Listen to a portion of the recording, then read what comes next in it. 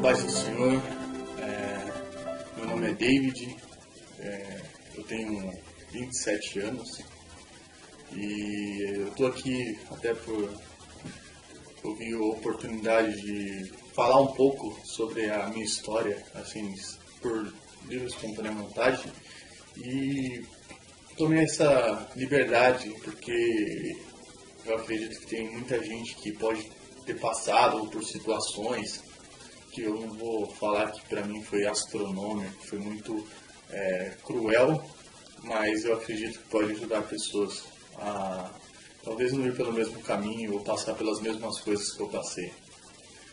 Bem, como eu já disse, eu tenho 27 anos, fazem 6 anos que eu frequento a igreja, mas faz apenas 3 anos que eu sou cristão de verdade, entendi o que é Cristo na vida de uma pessoa. A minha história começa lá atrás. Eu tive uma infância consideravelmente boa, até os 9 anos. Tive problema com alcoolismo na família, na cidade, e passei por muitas dificuldades na questão de, por exemplo, ter que intervir numa idade de 10 anos com a minha irmã de 5, tendo problema de alcoolismo na família por parte do meu pai, que infelizmente eu não sei, não posso falar 100% dos problemas que ele teve quando ele era menor, o que sofreu, o que levou ele a chegar nesse nível que ele tinha chego. Mas com 10 anos, praticamente, eu acho que era um bom tempo para começar a minha história, onde houve uma separação entre a minha mãe e meu pai. E nós morávamos numa chácara durante os 10 anos da minha vida. E simplesmente surgiu essa necessidade de mudança, né? Onde nós tivemos que vir aqui para o centro, sempre moramos em Itatiba, e a partir daí começou a questão de trabalho. Eu comecei a trabalhar bastante cedo, com 11 anos de idade eu comecei a trabalhar numa refrigeração, onde eu desenvolvi bastante, assim, né? Por mais que era uma criança praticamente trabalhando, naquela época não tinha tanto problema. E como eu comecei a trabalhar desde cedo ajudando a sustentar a casa, a pagar aluguel, eu tive umas privações, assim, né? Eu não fui uma pessoa que, por exemplo, aproveitei para sair, eu não fui uma pessoa que, todos os seus amigos estão com boné, estão com tênis de marca, e você ainda trabalha e não consegue nessa idade. Então, desde cedo, para mim sempre foi uma luta ter que conseguir as coisas. Parecia que para mim era mais difícil do que para os outros. E essas dificuldades que aconteceram na minha vida, vou falar, uma presença de um pai, não vou falar para você que isso me desmotivou, desmoralizou, ou talvez tenha afetado 100% em toda a minha criação, né? Eu acredito que meu pai, mesmo que às vezes distante, e muitas das vezes em clínicas, né, de recuperação, eu sempre tentei manter o mais perto dele possível. E nessa época, entre os 13 e 14 anos, dos 13 aos 14 anos, quando eu trabalhava já desde os 11 anos, eu comecei a me tornar um pouco mais independente. Isso é, as privações que eu tive para sair, para ir em festas, ter roupas de marca, ter aquelas coisas que todo adolescente quer ter, foi meio turbulenta essa fase para mim, porque eu sabia que eu tinha que trabalhar para ajudar em casa, porque era eu, minha mãe e uma irmã que infelizmente na época ainda não trabalhava, e lógico, ela tinha 9 anos de idade e a gente não ia fazer isso com ela. Ela tinha que estudar, eu trabalhava de dia, estudava à noite. Passei a minha vida inteira o meu período inteiro de adolescência nesse ritmo, né? Eu comecei trabalhando como iniciei uma refrigeração, em seguida eu fui para uma financeira, fazia planilha de cálculo, entreguei panfleto, trabalhei também numa fábrica de vassoura, onde mais tarde acabou acontecendo um acidente, eu tive uma amputação aí no dedo da mão direita. E todo esse trajeto que aconteceu na minha vida, né, me fez pensar, poxa, eu trabalho duro, eu estudo, busco ser o melhor aluno e mesmo assim parece que nada dá certo para mim. Aí uma vez a minha avó, ela falou de Deus. Eu pensei comigo, que Deus é esse que deixa um adolescente, uma criança, né, permite que tenha problemas na sua família, com brigas por causa de álcool, tenha problemas com endividamento, porque você não tem o que fazer, é só a sua mãe, você e uma irmã para criar, aluguel para pagar. Então, aquilo começou a criar uma situação na minha cabeça de, por exemplo, o que está acontecendo? Que Deus é esse? Onde é que esse Deus é justo? E a partir daí, eu decidi crer que eu não deveria respeitar Deus. E que se Deus realmente existisse, ele teria que implorar muito para eu aceitar esse sacrifício que ele tinha feito. Porque não era justo comigo. Não foi justo eu sofrer tudo que eu sofri. Não foi justo passar por tudo que eu passei. E então eu decidi, literalmente, eu conheci o outro lado. Né? Eu comecei a, dentro da escola mesmo, ter uma certa influência musical, né? Pro lado do início, vamos colocar rock, que eram os mais leves, os mais tranquilos, e eu comecei a beber. Com 14, dos 14 aos 15 anos eu já bebia cerveja, conhaque, e tudo escondido da minha mãe, lógico, né? Mas porque eu sempre tentava não levar os problemas para casa, eu tentava descartar eles na rua, né? E eu encontrava talvez na bebida isso. Então, dava sexta-feira à noite, eu saía e voltava 1, 2 horas da manhã, 3 horas, às vezes virava à noite totalmente bêbado, entrava no meu quarto, dormia e fingia que nada acontecia.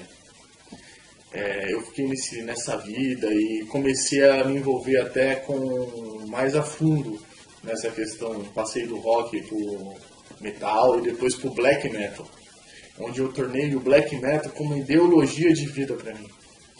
Onde eu via que, por exemplo, Deus, ele não era um cara bom, ele não era um ser bom. Ele permitia que o mal acontecesse, enquanto se você seguisse a Satanás, que é o que você seguisse a Satanás, que é praticamente o que o black metal ele expressa através das suas letras, da ideologia, você pode fazer o que você quiser. Afinal de contas, você é dono de você mesmo. Você responde a você mesmo. E se alguém te ofender, você tem que destruir aquela pessoa. Porque ela não está te ofendendo, não está te ofendendo a Satanás, ela está ofendendo você. Então você tem que tomar atitude. E pelas minhas frustrações, desde família, problemas com alcoolismo, eu colocava aquilo na minha cabeça que eu não ia permitir que um Deus quisesse falar, pronto, você sofreu tudo, agora está tudo certo. Não. Então eu decidi literalmente seguir a ideologia do black metal. Eu adotei isso para minha vida. Não só ouvindo as músicas, mas estudando, me aprofundando, inclusive estudando sobre o satanismo. Foi onde eu realmente quis entrar nisso. Eu falei, eu não vou aceitar que um Deus coloque isso para mim. E não desacreditar de Satanás, porque seria contraditório acreditar em um e não acreditar em outro. E quem fala isso é burrice. Então, se você acredita em um e não acredita no outro, isso é contraditório. Então, obviamente, você escolhe um para seguir, né? A menos que seja o satanismo teísta, né? Porque existe uma diferença. O ateísta é aquele que vê Satanás como um símbolo de poder, né? Então você não acredita na existência de Satanás, mas você acredita nele como um símbolo de eu posso fazer tudo, eu sou dono de mim mesmo. Eu respondo só para mim. Agora o satanismo teísta é aquele que segue, é aquele que busca as ideologias, busca e tenta cada vez mais se aprofundar nos estudos para ganhar. Literalmente é essa questão de, por exemplo, que para ganhar coisas, o satanismo teísta busca crer. Ele crê no indivíduo Satanás, ele segue aquilo para você como se fosse uma regra, entendeu? É literalmente você seguir a Satanás como você segue a Deus, entendeu? Existem os mandamentos, existe a Bíblia satânica escrita por Anton LaVey, que escreveu esse livro. Existiam outros livros também que eu busquei a ler. Bandas que influenciam como Mayhem, Gorgoroth, Darkthrone, Burzum, Venom, entre outras bandas de black metal que centralizam, canalizam essa questão da ideologia e da adoração a Satanás. E foi onde eu comecei a frequentar cemitérios. Nós bebíamos em cemitério em um grupo de pessoas, das quais hoje, graças a Deus, todas elas não fazem mais isso, né? E nós ficávamos lá buscando, às vezes, situações ruins, assim, degradantes, para buscar como se fosse uma adoração a Satanás. Isso literalmente não é uma coisa que você fala, eu fazia aquilo lá só porque é legal. Não, você faz aquilo com um porquê. Nada do que você faz tem eu fiz por nada. Não existe isso. Se você está fazendo aquilo é um porquê, é porque você viu em algum lugar, porque você sabe que vai dar algum resultado. É simples. Se você vai tacar uma pedra em alguém, o objetivo é machucar. E é simples, esse é o fato. Então a gente fazia aquilo com consciência. Se eu falar que eu não tinha consciência do que eu fazia, é mentira. Então todas essas coisas de buscar cada vez mais Satanás, eu estava vendo que eu estava me afundando numa coisa que, poxa, é isso mesmo que eu quero para minha vida?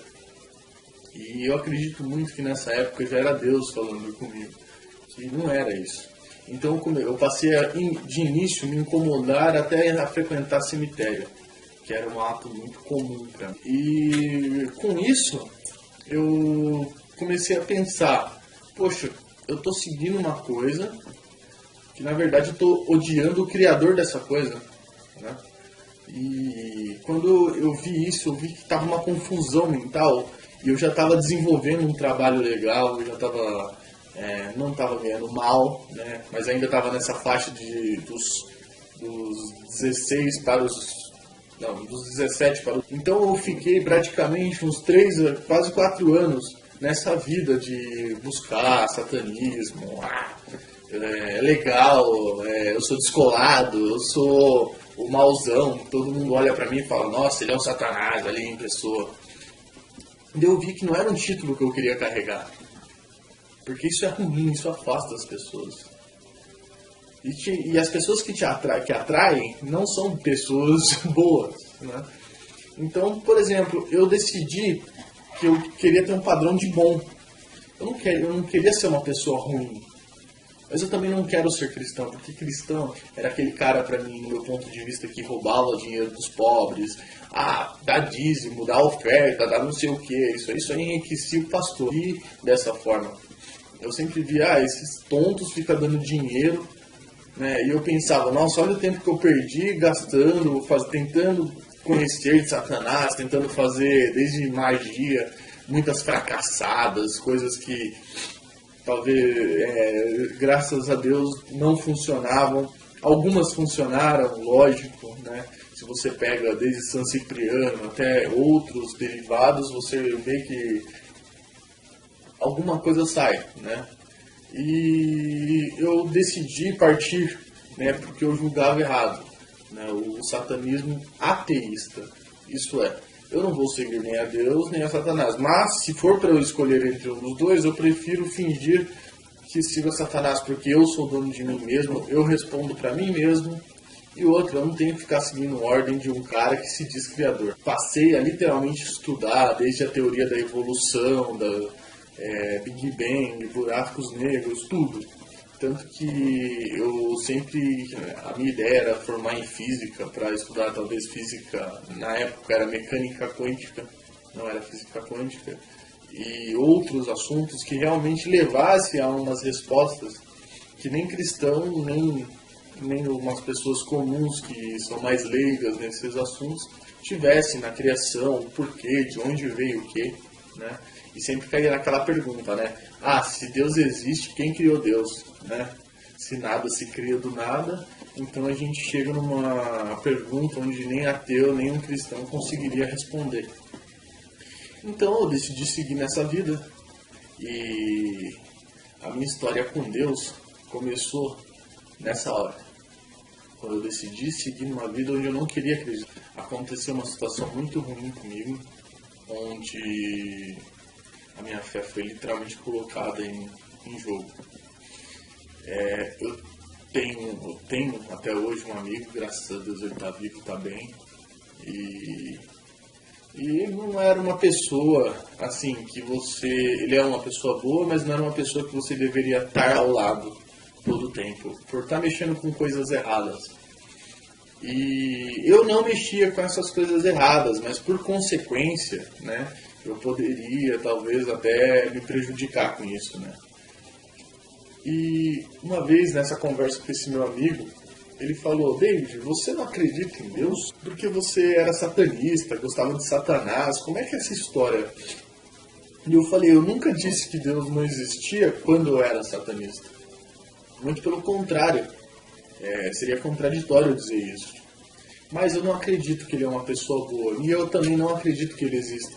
Afinal de contas, a gente não pode provar a existência de Deus. Eu pensei, eu não vou falar pra você que Deus não existe para contestar sua fé.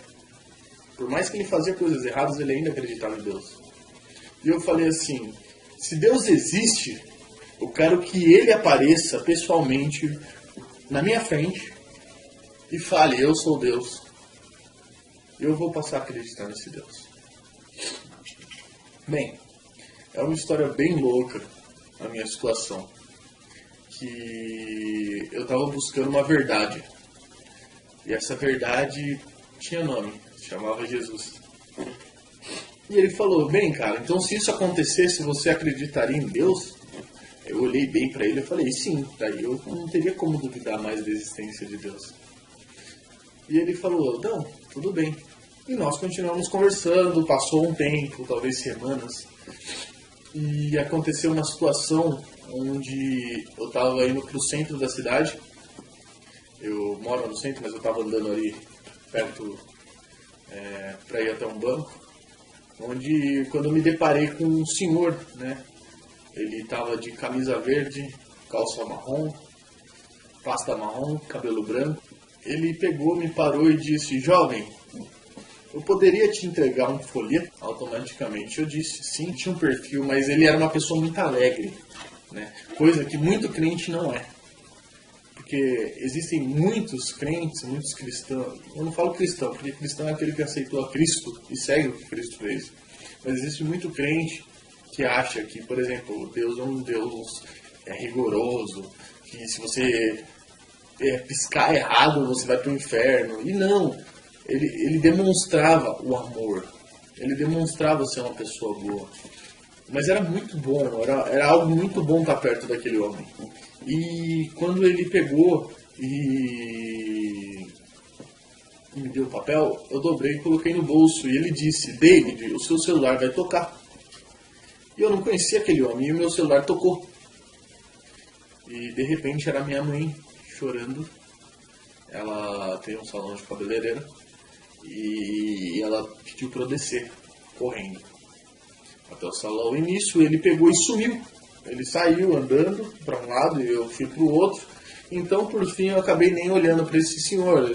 Eu fui procurar, mas o meu foco era buscar. O meu foco era encontrar minha mãe para ver o que tinha acontecido. Quando eu cheguei lá, minha mãe estava com um policial, amigo nosso. E ele pegou e perguntou, ele falou, David, olha, você está mexendo com coisa errada, cara. Eu falei, não, eu não estou mexendo com coisa errada, eu não tenho nada a ver com essa história. Não, David, você tá e a Polícia Civil vai invadir sua casa. Naquela hora eu travei. E eu sempre tive o hábito de mentir, inventar, criar histórias. E eu falei, bem, eu vou criar uma aqui agora e nada vai me prejudicar. Só que eu fiquei lembrando daquele senhor, porque ele havia me dito uma coisa também, junto quando ele entregou o papel. Ele falou, confie na verdade. E quando ele falou, o seu telefone está tocando, eu atendi, era minha mãe, eu fiquei com aquilo na cabeça. Automaticamente, eu lembrei da verdade. Aí se eu inventasse uma história para aquele policial, que por mais que ele seja nosso amigo, eu poderia prejudicar tanto ele quanto eu, né, por dar uma informação falsa. Então eu acabei falando literalmente a verdade.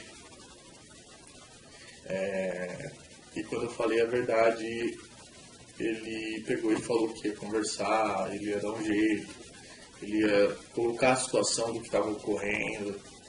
Eu estava prestes também a entrar para a polícia, né, que era o meu sonho. E ele falou que isso poderia me prejudicar, mas se ele me ajudasse, se eu falasse literalmente a verdade, isso não me prejudicaria. E eu contei que eu não tinha nada a ver com a situação, eu falei a realidade dos fatos, eu falei que eu era realmente amigo, eu sou amigo até hoje dessa pessoa, mas que eu não iria prejudicar ele nem ninguém, mas eu não era o responsável por aquilo. Foi quando eu cheguei e deu uma paz dentro de mim, assim, que era fora do comum.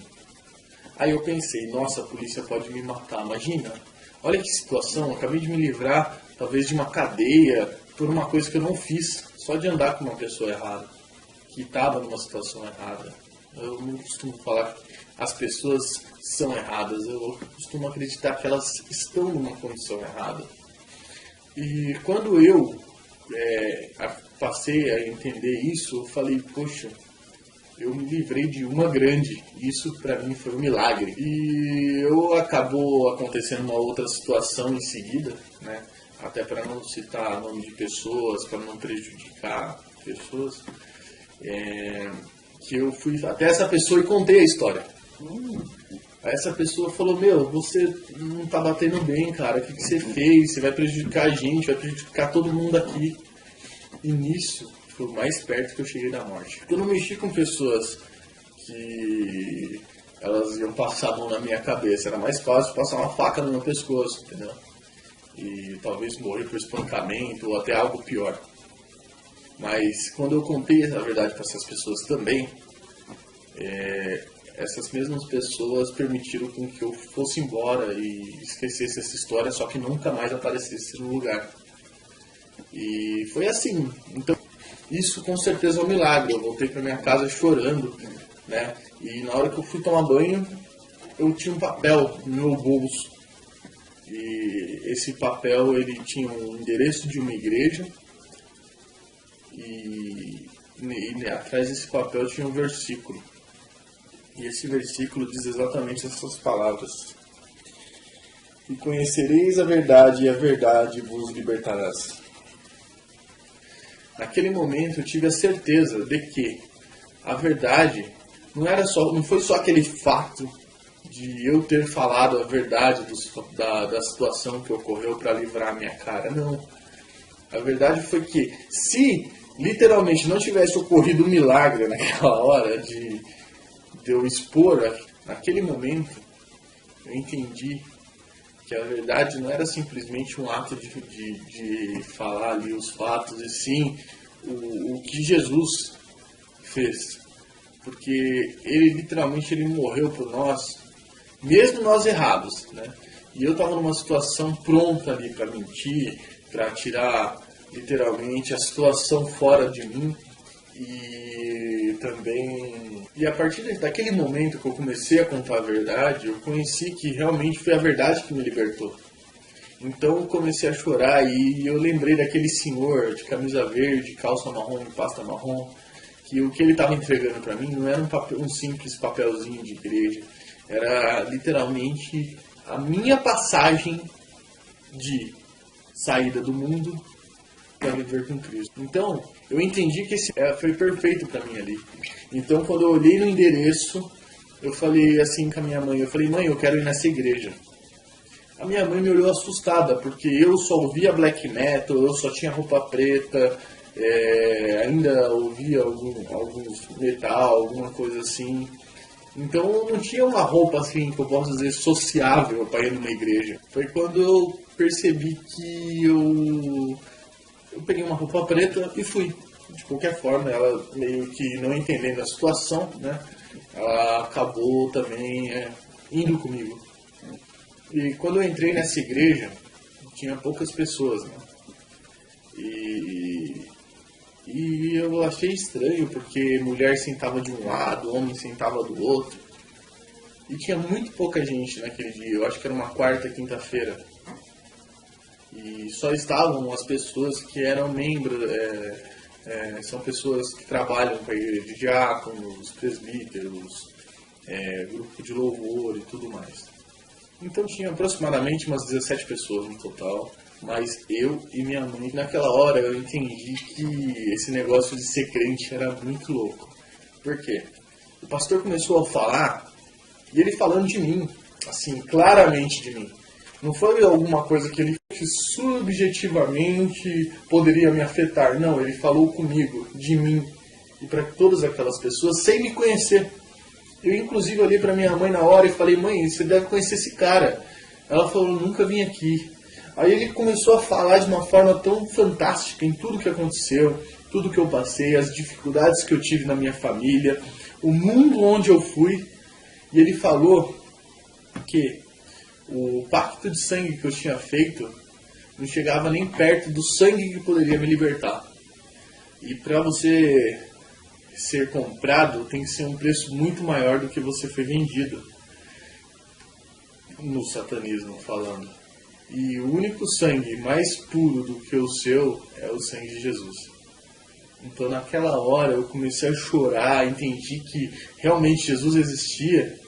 E a minha história estava se concretizando, porque para mim, aquele homem, aquele senhor que me entregou eu interpreto isso como o meu bilhete para salvação. Aquele homem que me entregou aquele folhetinho, ele fez de uma forma tão fantástica que tudo ocorreu naquele dia, naquela hora. Então não poderia ser algo do desconhecido, do cosmo, que bateu uma partícula e formou tudo. Não, aquilo foi perfeito. Aquilo foi um milagre. Aquilo não foi coincidência, não tinha como ser coincidência. Então, naquele momento, eu estava chorando, tremendo, minha mãe olhando para mim, não entendendo nada, mas eu estava lá, entendendo que Jesus, Deus, realmente existiu. Deus realmente existe. Ele é inexplicável a sensação de você ter o prazer de sentir a presença de Deus. Naquele dia, para mim, foi perfeito, maravilhoso. Foi quando alguém tocou no meu ombro, bem de leve. Eu sabia que você viria. Eu chorando, eu olhei, era aquele senhor de camiseta verde, calça marrom e pasta marrom, com cabelo branco e um rosto que eu infelizmente não lembro. E vocês vão entender mais uma vez o porquê. Eu peguei assim, travei, eu falei, olha, eu vim, obrigado. O senhor me ajudou muito. Ele falou assim, eu só sabia que você ia vir, agora vai dar tudo certo. O meu plano vai se concretizar na sua vida. Naquele momento eu senti algo mais forte do que eu já estava sentindo. Então eu falei, meu, o que é isso? Esse negócio de ser cristão é muito bom. Aí o pastor falou, ele fez o apelo e disse, alguém aqui, uma pessoa, esse culto foi feito para uma pessoa, para ela vir aqui e aceitar o sacrifício que Jesus fez naquela cruz. E foi por você, filho. E a gente só está te esperando. Esse culto foi feito para você. Depois de toda aquela situação onde, por exemplo, o pastor estava falando comigo, tudo estava se encaixando, nada foi coincidência, ele pegou fatos que não tinham como eu contestar, como um ateu, eu acabei entendendo aquilo e eu falei, não, eu quero aceitar esse sacrifício que Jesus fez por mim, reconhecendo que eu sou pecador. E naquele momento a igreja inteira se levantou, começou a aplaudir, eu achei aquilo lá fantástico. E eu reconheci, né, conforme eu estava repetindo com ele, que eu sou pecador. E mesmo sem conhecer a Bíblia, a palavra do Senhor, eu entendi o que é o pecado. Eu entendi o que eu fazia para os outros não era uma coisa boa. Então eu queria melhorar. E foi em Cristo que eu vi isso. E quando eu aceitei o sacrifício que Jesus fez por mim, mesmo eu não merecendo, eu comecei a vibrar de alegria. E o pastor, ele disse uma coisa, né? Quando uma alma volta para Cristo, o céu entra em festa. E se na igreja, que aqueles 17 membros já estavam assim, imaginava o céu. Porque eu queria conhecer, agora eu estava na pegada de, por exemplo, agora eu quero conhecer Jesus. Quem é esse cara? Quem é ele mesmo, né?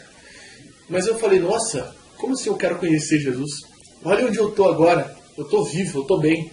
Né? Eu me livrei de uma situação que era inexplicavelmente, não tinha como eu sair. Então na hora que eu olhei para trás, eu vi aquele senhor de pé, com a pasta, com a camisa verde e com a calça marrom. Ele olhando para mim, mas eu sentia que era um semblante de felicidade. Quando eu voltei para o meu lugar, o pastor continuou o culto. E eu peguei e perguntei, cadê aquele senhor que estava atrás de mim? E ninguém viu aquele senhor. Na hora eu me assustei um pouco, vou ser muito realista. Eu não esperava aquilo. Aí eu perguntei pro diácono, né, que fica na porta, que tinha um senhor que ele colocou a mão no meu ombro, eu acho que ele estava orando por mim, alguma coisa assim. E o diácono falou, não tinha ninguém atrás de você. Porque ali tinha três bancos, né, mas todos estavam vazios. Aí eu perguntei pro jovem que era líder um jovem que era líder dos jovens da igreja, e ele também falou que não conhecia aquela pessoa. E eu comecei a ficar preocupado, porque eu falei, nossa, crente então agora fica louco, né? Porque eu tenho certeza, alguém me veio, alguém cumprimentou eu, alguém colocou a mão no meu ombro, disse que agora ia dar tudo certo, que os planos iam se concretizar. Aí eu fui no pastor para conversar. E quando eu cheguei no pastor, foi algo fantástico. Eu perguntei, pastor, como é que funciona agora? Ele me explicou algumas coisas, ele falou que para frequentar, que ele ia me ajudar, que ele, se preciso, fosse até na minha casa. Aí eu peguei e falei para ele, pastor, o senhor conhece todo mundo aqui da igreja, correto? Ele falou, a grande maioria. E eu falei, existe um senhor assim, com camiseta verde, que estava aqui hoje, que passa marrom, calça... Ele falou, eu nunca vi uma descrição como essa aqui dentro da igreja. Não é comum. Aí eu tirei o papel do meu bolso e falei, olha pastor, tá aqui. Ele me deu esse papel hoje à tarde. E esse papel mudou a minha vida. Aí ele pegou e começou a chorar, né? E naquele momento eu não entendi o que eu fiz para aquele senhor. Mas eu via que ele não chorava de tristeza, mas ele chorava de alegria. Eu olhei para ele e falei, pastor, eu não estou entendendo o que está acontecendo. E ele falou, alguma vez você duvidou da existência de Deus? Aí eu gelei na hora, né? Eu falei, não. Sim, uma vez eu disse que eu só acreditaria em Deus se ele viesse presente assim na minha frente e falasse, eu sou Deus. Aí eu ia acreditar nele, mas eu acredito agora, pastor. Ele falou, então,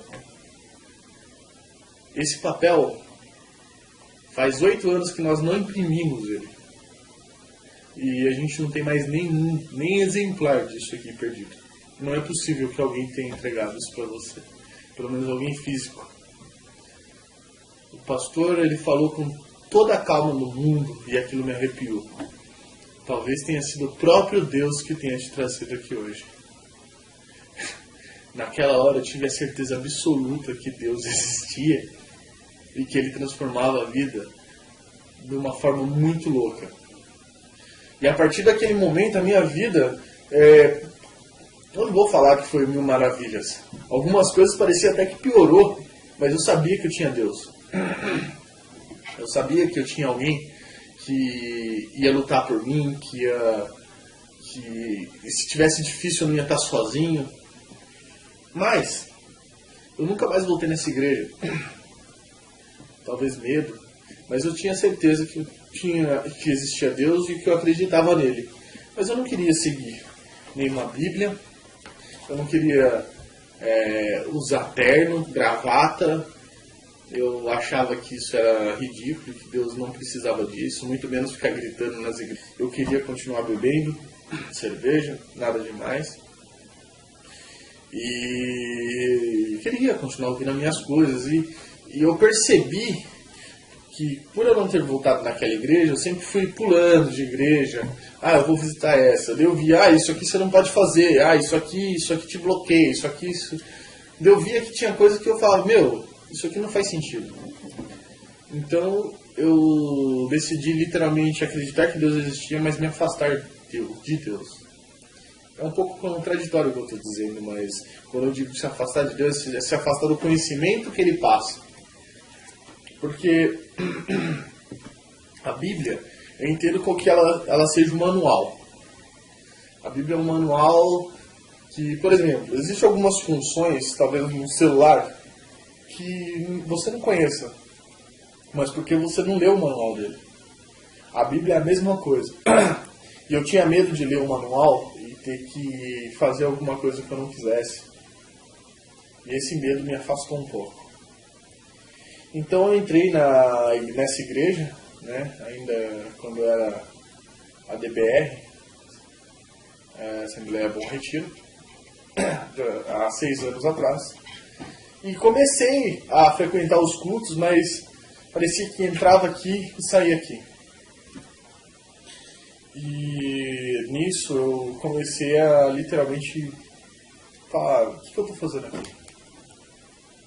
Eu acabei tendo um filho aos 21 anos, eu já estava na igreja. E a partir do dia que eu fiquei sabendo, eu vou ter um filho, eu falei, eu não vou beber. Mas eu estou decidindo por mim, não por Deus. E, na verdade, era Deus tocando no meu coração, porque eu sentia que aquilo vinha de Deus, mas meu orgulho pedia para eu falar, não, isso aqui não é de Deus. Me ajudou bastante na questão de ter responsabilidade, na questão de, por exemplo, eu também tenho que fazer meu filho sentir a mesma coisa que eu senti. Só que aquilo que eu tinha sentido no dia que eu aceitei o sacrifício que Jesus fez por mim, foi muito momentâneo. Então eu queria que meu filho sentisse aquilo todos os dias.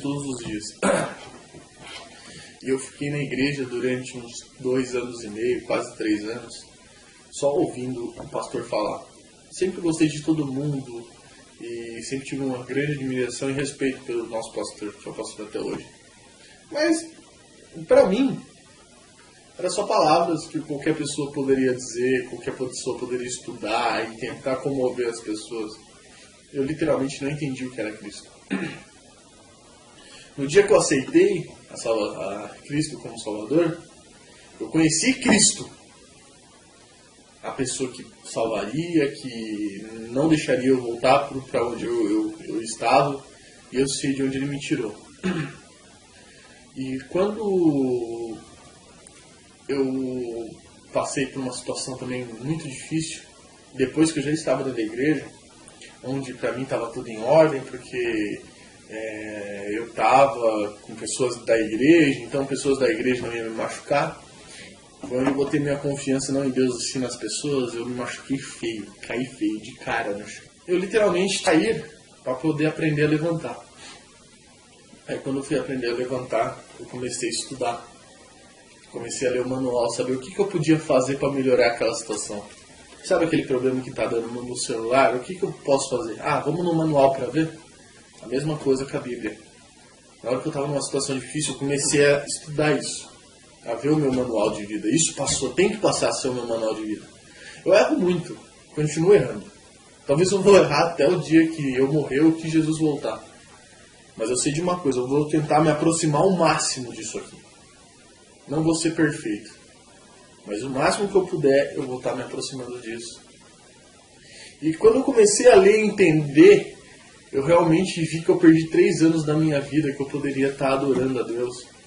Eu poderia estar talvez até em situações melhores por ter um conhecimento diferenciado.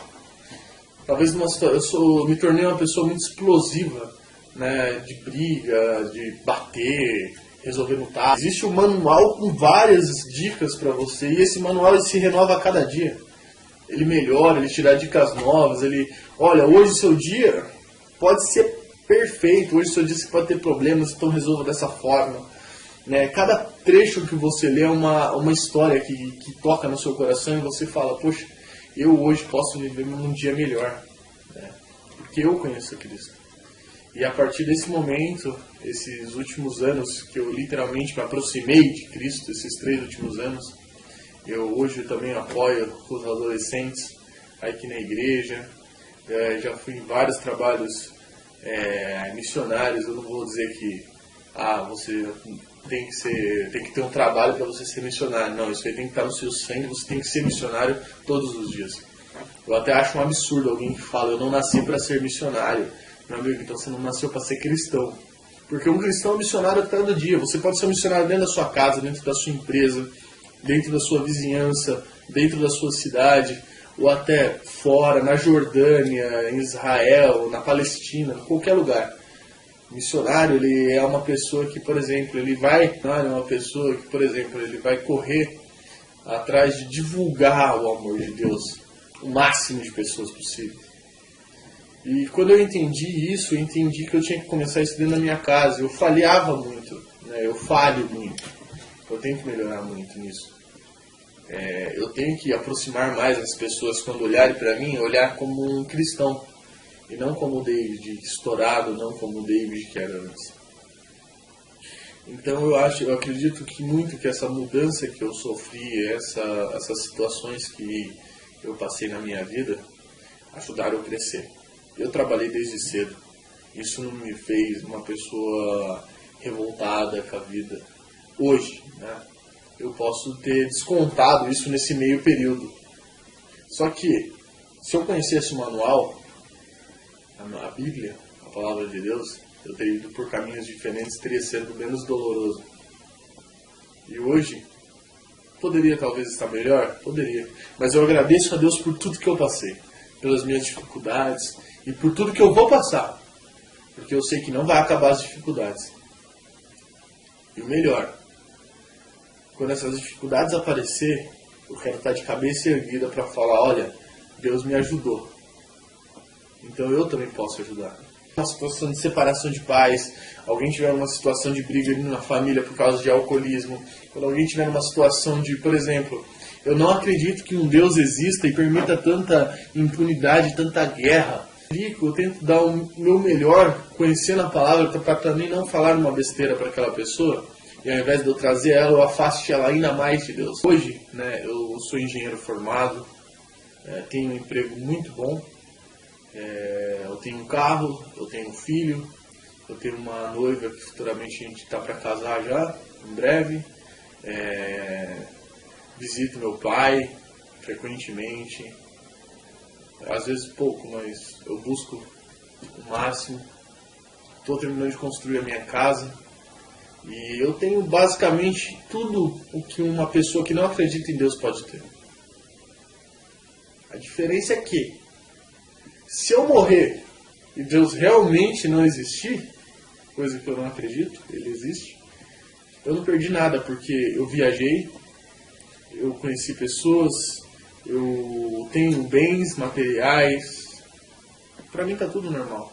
Agora, se uma pessoa que tem tudo isso e não tem Deus estiver errada, perdeu tudo. E é nisso que eu acredito.